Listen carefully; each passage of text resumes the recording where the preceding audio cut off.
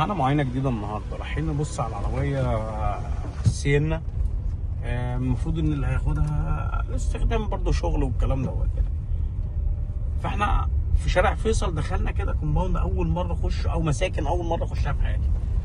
السعر بقى والكلام والحوار والدنيا رايحه فين وجايه منين، وهل هي تستاهل الفلوس او ما تستاهلش، الكلام ده بنعرفه واحنا شغالين مع بعض. والناس اللي بتحب تاخد معلومات وبتحب خالد باختصار، عايز اشوف بقى في التعليقات الكلام دوت، وعايز اشوف اللايك بتاعكم جميل ايا كان بقى. الاشباح والمعلمين فوق دماغي، حبايبي واخواتي طبعا، انما الناس اللي مش عارفه عايزين نفيدهم بجد.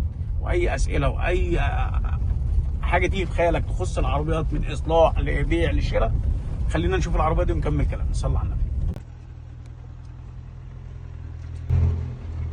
بص احنا بنتفرج على العربيه دي سين، عربيه ما شاء الله سليمه جوه، بس فيها يعني بعض الملحوظات ومش هتفرق. اهم حاجه السعر كويس ان العربيه كلها سليمه.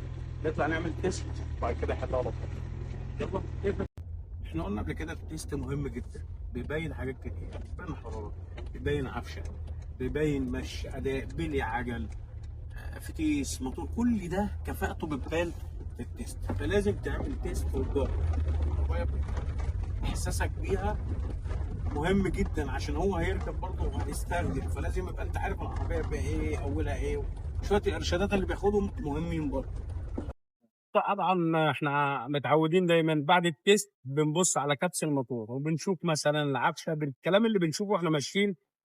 فالعربيه دي فك قبل كده عامله عمرو، المكنه ما ارتاحتش، التكهات عايزه تتظبط، ماشي.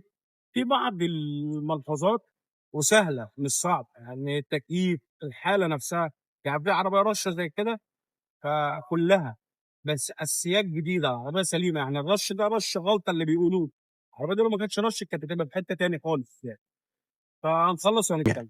طيب هنكمل فيديو السن عشان نبقى احنا عرفنا الراجل دوت كان عاوز عربيه للاستخدام. بعت لي كذا عربيه، في اللي مجنط ومروق ومش عارف ايه وفيها بارومه ومعمول مرمات، وفي منهم ان الموتور بتاعه محتاج شويه شغل، عربيه رايقه وصالون وبتاع والكلام ده. فالكلام ده انا ما باكلش منه، يعني الكلام ده انا ما باكلش منه. ليه؟ لما بتكون طالب سعر، ركزوا في الحته دي عشان هتفيدكم.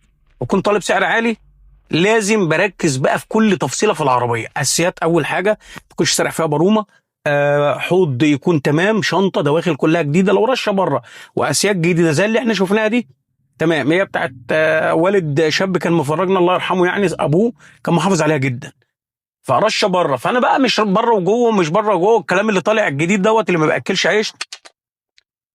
دور على العربيه اللي هتفيدك في الاستخدام. فدي بجد عربيه سليمه قوي، عربيه محترمه. هو اللي جابها، احنا عملنا له بس معاينه، ملناش اي دور في اي حاجه تاني. السعر ممكن انا نصحته بس هم كانوا مخلصين. فدايما بتبقى متعبه حته لما حد يكون متفق معاك على سعر وتيجي انت تتكلم، فبيقول لك يعني انت جاي انت الناصح اللي هتنزل وهتعمل، فما بتبقاش احسن حاجه يعني. المهم العربيه حلوه، نخلي بالنا من الكام نقطه اللي قلناهم دول مهمين. تشتري عربيه اللي فعلا هتفيدك في الاستخدام.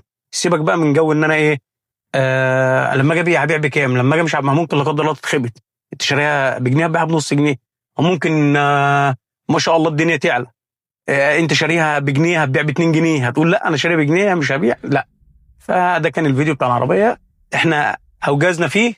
صلى على النبي. ده كان فيديو السنه، ويا رب يكرمه ويديله خير ويكفيه شره، وندعي له يعني بالله عليه. صلى على النبي. واللي يوصل لحد هنا ما ده صلاه يدوس، عشان ان شاء الله هتكمل فيديوهات نوعيه من الفيديوهات دي هتفيدك جدا.